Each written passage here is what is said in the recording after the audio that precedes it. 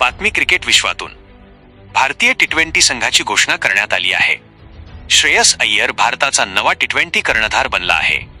तर वैभव सूर्यवंशीने धमाकेदार कामगिरीच्या जोरावर भारतीय संघात स्थान मिळवले आहे. भारतीय क्रिकेट नियामक मंडळाने आज आगामी इंग्लंड आणि आयर्लंड दौऱ्यासाठी तसेच आशियाई क्रीडा स्पर्धा 2026 यासाठी भारतीय क्रिकेट संघांची घोषणा केली आहे. दोन्ही संघांचे नेतृत्व श्रेयस अय्यर याच्याकडे सोपविण्यात आले असून तिलक वर्मा याची उपकर्णधार म्हणून नियुक्ती करण्यात आली आहे. तर दुसरीकडे सूर्यकुमार यादवला कर्णधार पदासह संघातून देखील बाहेरचा रस्ता दाखवण्यात आला आहे. तर एकूणच असा असेल इंग्लंड आणि आयर्लंड विरुद्धचा भारतीय संघ.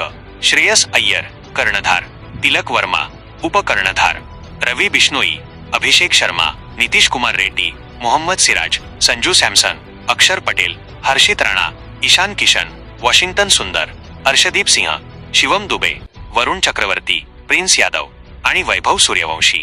या दौऱ्यांची सर्वात मोठी हायलाइट म्हणजे सूर्याला हटवून अय्यरला कर्णधार बनवणे आणि दुसरी महत्वाची गोष्ट म्हणजे 15 वर्षांच्या वैभव सूर्यवंशीला संघात स्थान देणे.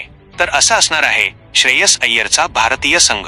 तुम्हाला कसा वाटला हा संघ ते आम्हाला कमेंट करून सांगा आणि अशाच खेळाविषयी बातम्यांसाठी आपले क्रिकेट विश्व चॅनल पाहत रहा.